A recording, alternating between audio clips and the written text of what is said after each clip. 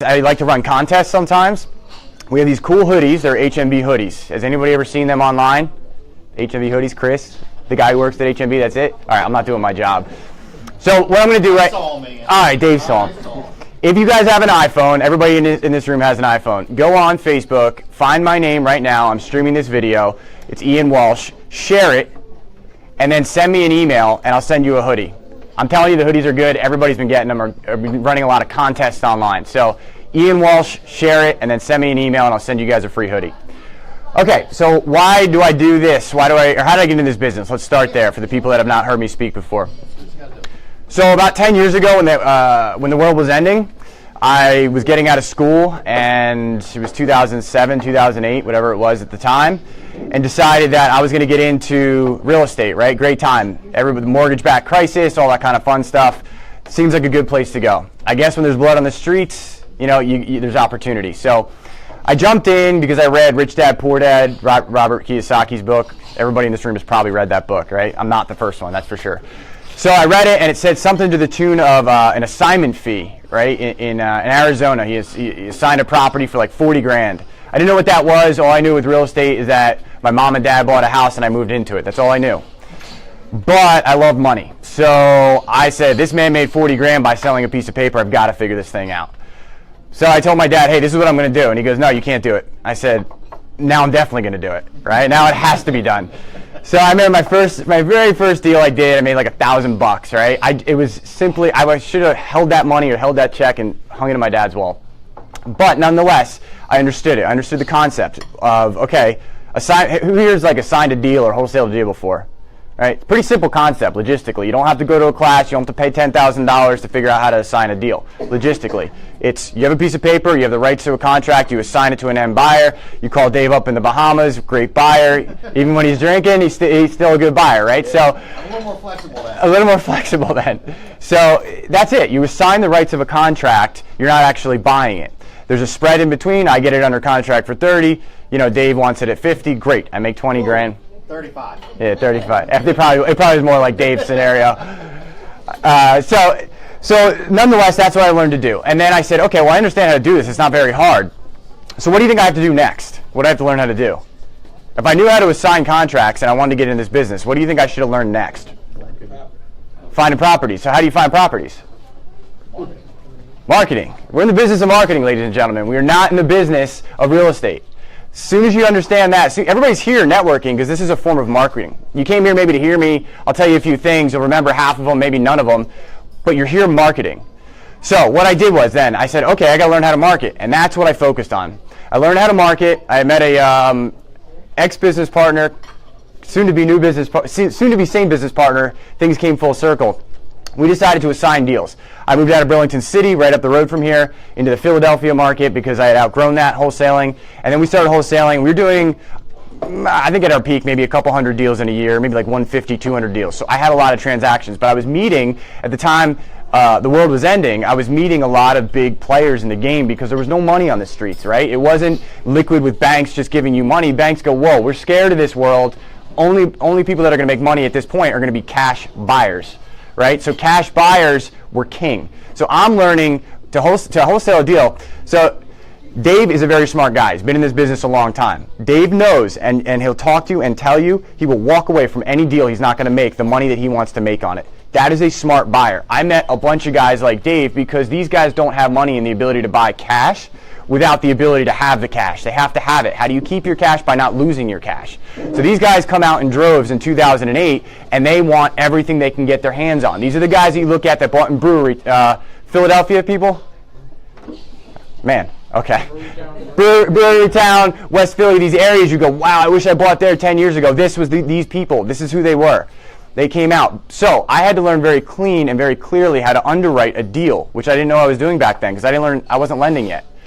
But what I was learning was how to underwrite a deal because ultimately I had to know what a true cash buyer in the worst market on the planet will pay for a deal.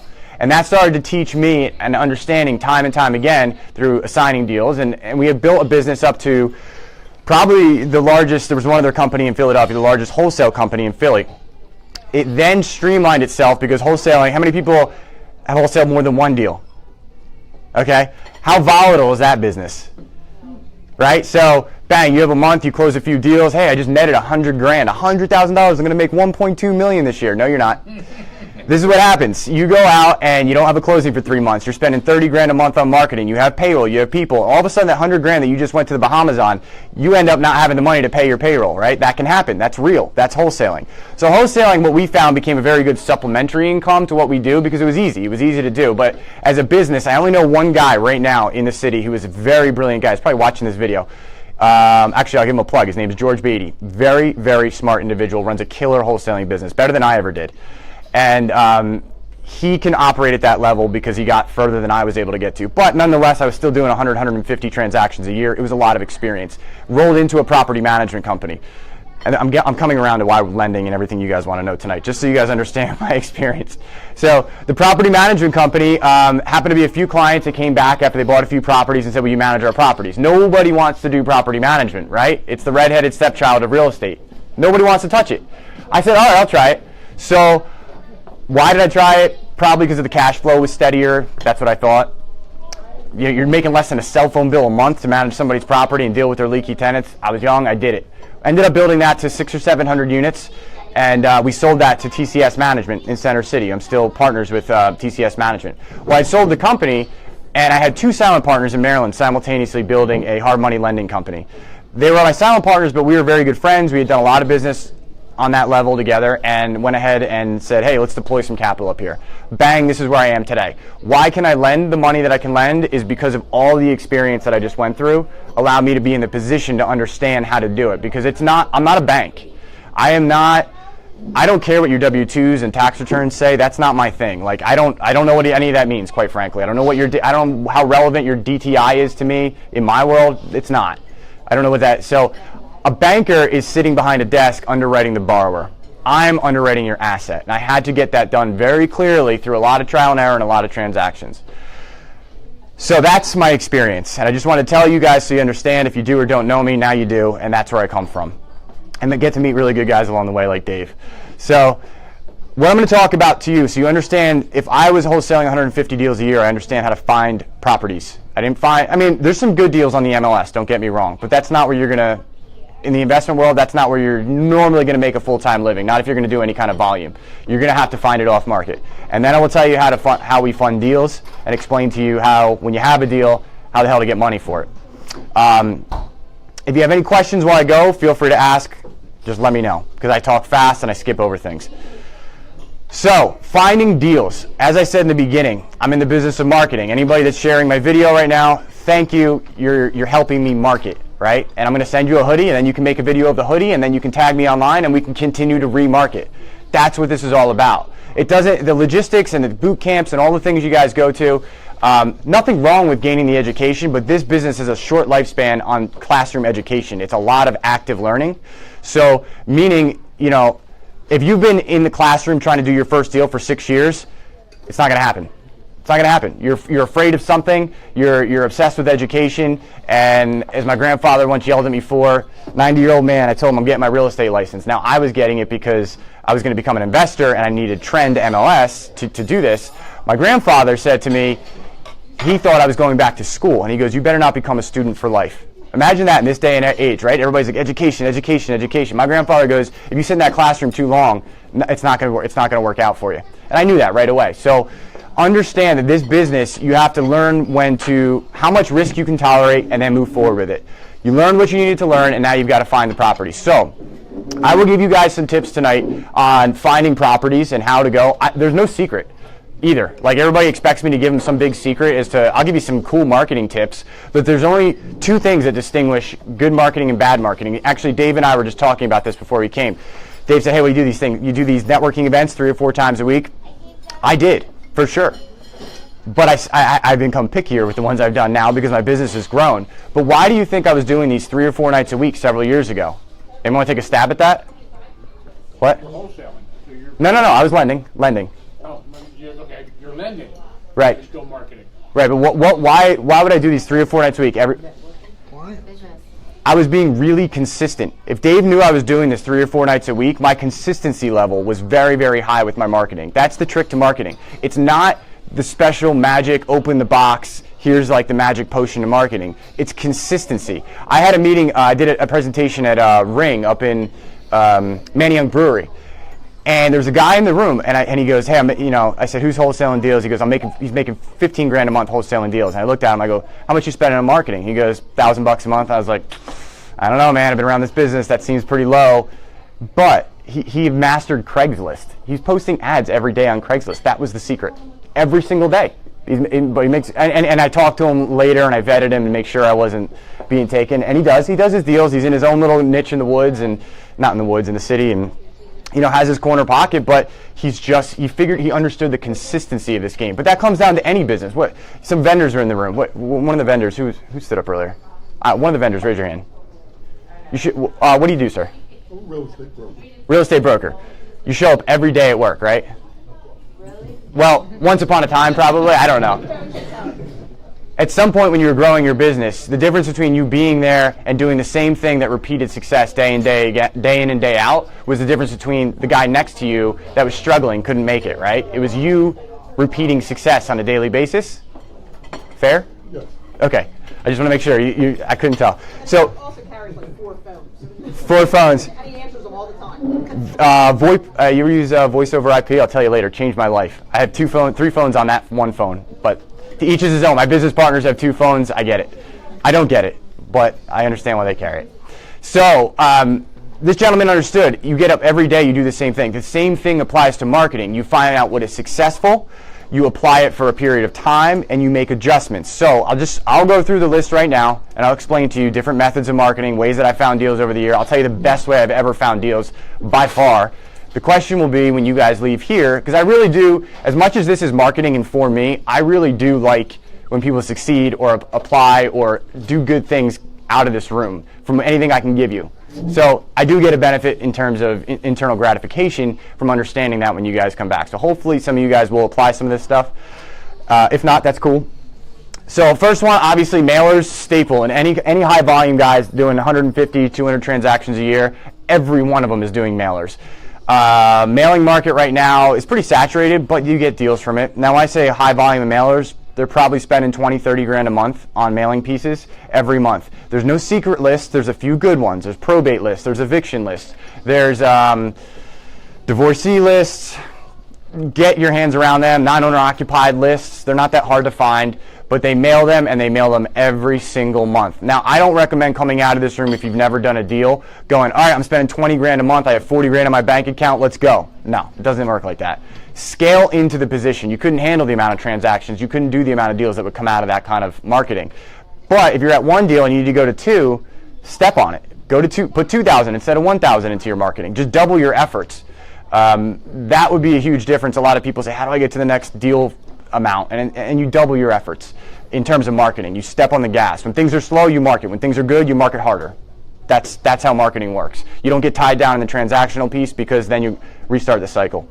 So mailers every month. There's no magic mailer. In fact, because I'm lazy, honestly, one of my easiest mailers was, my name is Ian Walsh. I am a cash buyer.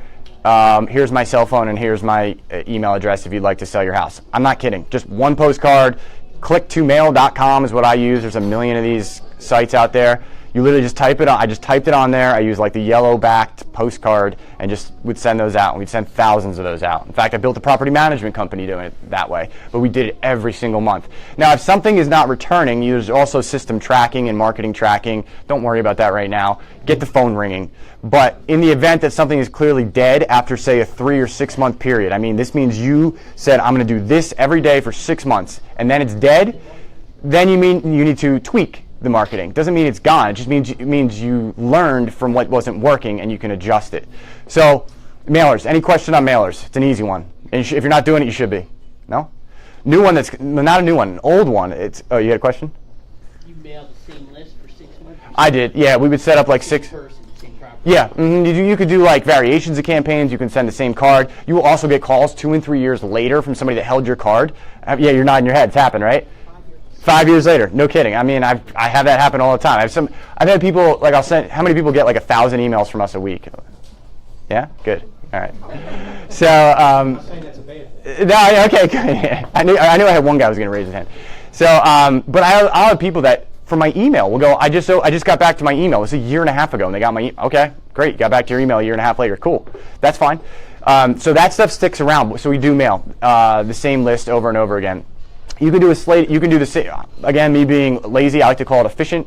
I would just mail the same postcard over and over again. Some people like to get creative and say, hey, this is the first, have like a 6-month campaign. Each one like leads to the next type postcard. I wasn't that creative. I'm sure I could have downloaded something online. There's no magic to it.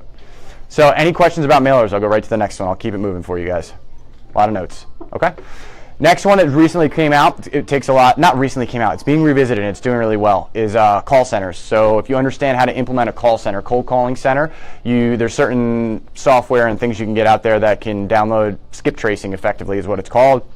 And you can have people hammering the phones. It's expensive, you got to know what you're doing, but some of the big players are doing it right now. Same lists apply, the same list to the mailers that I just said apply. Couple of the techniques that different investors that you go, hey, I don't really want to like do this whole business thing. I just want to flip houses. I just want to be a landlord, right? I don't want to run a whole marketing campaign.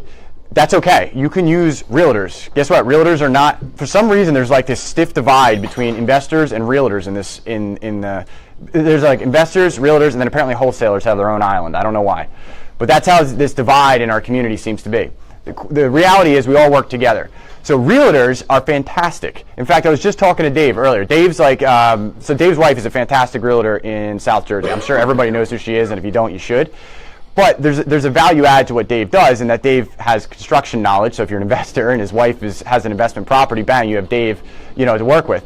But more importantly, the reason I'm bringing up realtors is the fact that investor-friendly realtors are very important. I do a lot of business with them.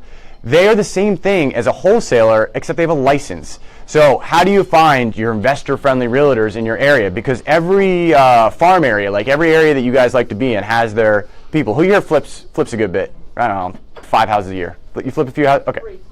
3 houses a year. Do you have like specific areas that you like to be in? Okay. Do you know like the realtors in that area or the broker that typically is just every time you go to make an offer, this is the broker? There's somebody's name keeps popping up. Yep. You're nodding your head. You know what I'm talking about? So the reason I'm saying that is because of this. There are certain realtors, investor-friendly realtors and investor-friendly brokers that have carved out a niche for themselves in your world.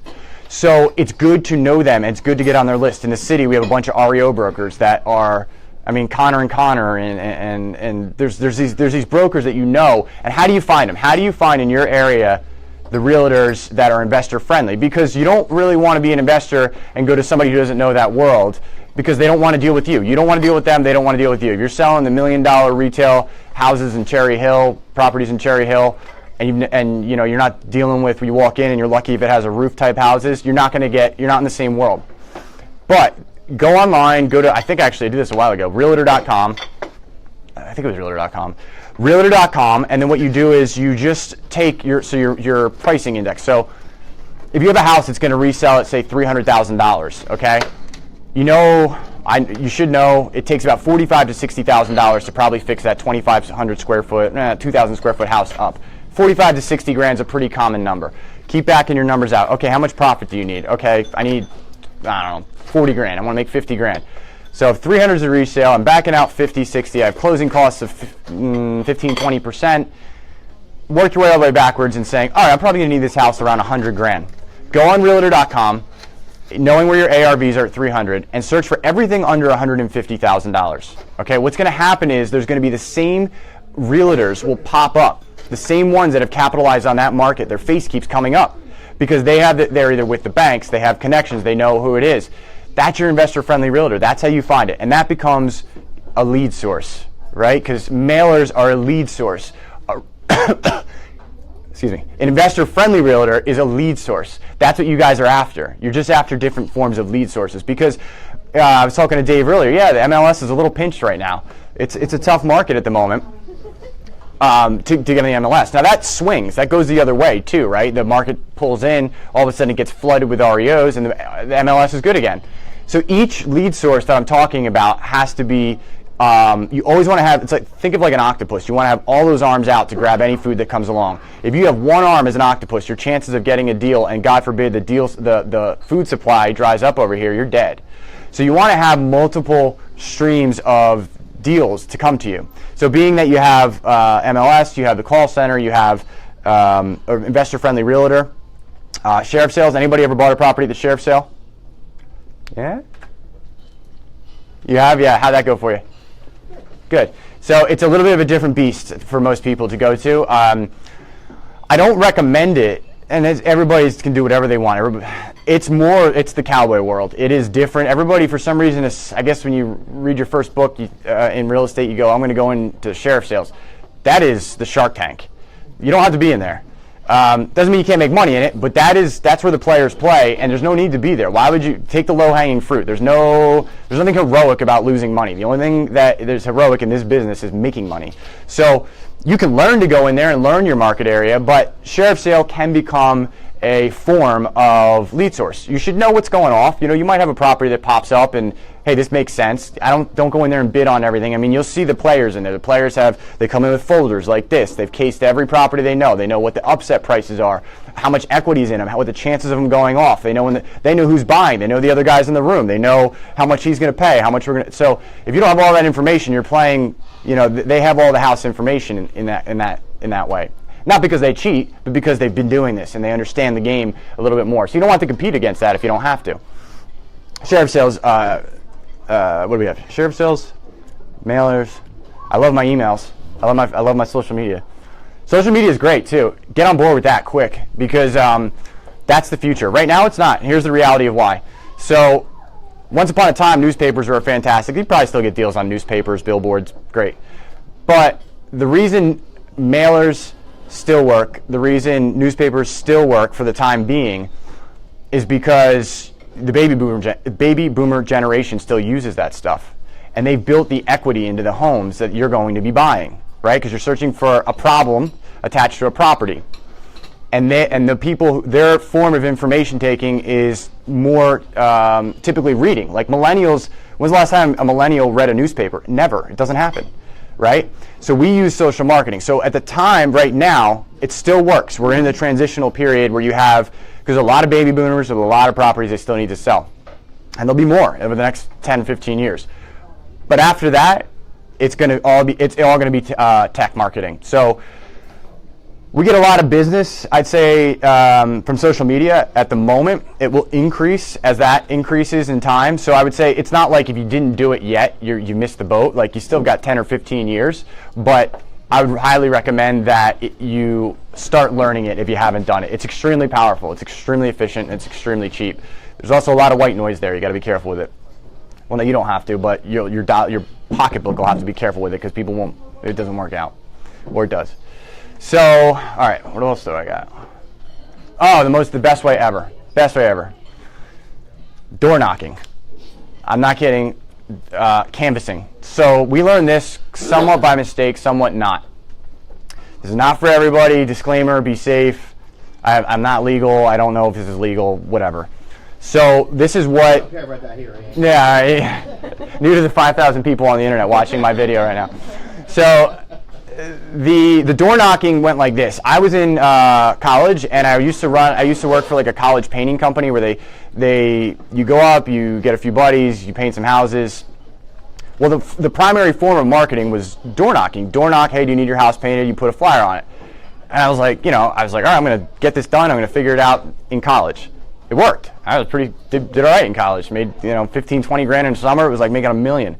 So then when we came out, my partner and I, we had been marketing. I said, man, we really got to try this. We got to try this door knocking. I'm definitely not the guy that invented it, but I did not expect it to be this potent. We ended up putting a canvas team together. We ended up having somebody head the canvas team. Again, the biggest thing was consistency. Every night during the summer, 2 hours a night, people would canvas the neighborhoods. The weirdest problem I've ever had was that we had too many leads. It overwhelmed our company. In terms of, I remember like when we slowed down wholesaling, just having literally boxes like this of the sheets these guys would bring back that were just never called for leads that were coming in. It was crazy. It was crazy. So door knocking was pretty easy. No, I'm sorry, not easy. In fact, it's probably the biggest pain in the ass of all the marketing methods, but the most efficient. And know where you're doing it, know where you are, know the time of day, that you're doing it. Not everybody wants to see you at their doorstep. If you don't like that, it's not for everybody. Some people are like, I could never do that. Okay, hire somebody to do it, figure something out. How bad do you want it, right? That's the other question. I always say to people, like, we all kind of exist in a comfort zone, right? I got a day job. It's not bad. It's not good. I wish I was a millionaire kind of thing, right? So when we float in that comfort zone, you hit a point where you say, hey, how bad do I want it? And that was what kind of happened during, when we were building this business. There was nothing that was going to stop us. And I go, this is a better form of marketing. Let's try it. Me and my ex-business partner were like, we got to figure it out. Let's go out ourselves. So we were canvassing. And then you figure, okay, it works. And then you get somebody up there. Any fear, any reservations you have, the triumph of building the business and making money first, building the business second, were absolutely paramount to any kind of fears that we might have had. So I'm not trying to force anybody to go out door knocking. I'm just saying there's a lot of power to it. But you got to be consistent. You got to know what you're doing. I'd be a little bit careful. That's finding deals. Certain areas of Philly. Yeah. That's. I mean, there's some tough spots. I mean, I know there's some tough spots and we were in some. I was in some tough areas, honestly. Just know when you're doing it. Know how how you approach people. If you're not cognizant of that, you're not aware of that, I would say just stick with the other forms of marketing. Yes? Could you give us an example of your pitch when you door knock? Back then, I mean, this is what we used. So, hey, so we'd open the door. How's it going? Do you know anybody that's looking to sell their house? Actually, no, I can't tell you with that camera rolling. But I can tell you that, and I don't know if it's legal or illegal. I have no idea. I don't think it is, but I'd rather just not say. It was very simple. Let's put it that way. It was very simple. There was nothing magical about it. I'll tell you after if you want to chat. But it's the same thing with the postcard. There's no magical saying on it. It's just, you just get in front of them. What actually happened most of the time was it usually wasn't the person in the house. They're on the phone with their aunt, their uncle, and next thing you know, you're going like 2 blocks over, here's the lead. That was what was happening. It was very rarely actually the person in the house. So we did it in areas that were fairly non-owner occupied as well.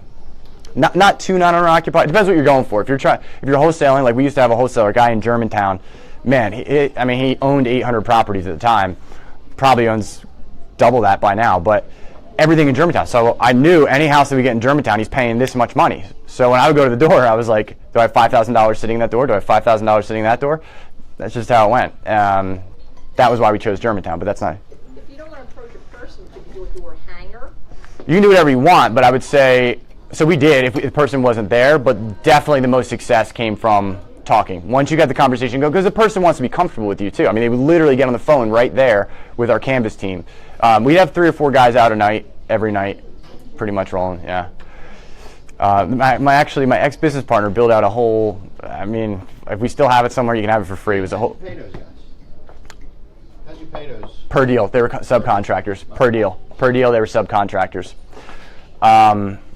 We actually had a whole canvas system built out. I can just give it away. I don't care. But it was all like a manual and everything. So that's how we do finding deals. Eventually you get to a point where you get referrals. You guys have been in this business long enough. People start to come to you. You become the guy that people go to for XYZ. You're in this area. I would recommend establishing a farm area. Like, don't take all of South Jersey. That's not a farm area. A farm area would be like a specific niche of like Gloucester City or, a specific Mount Airy or whatever.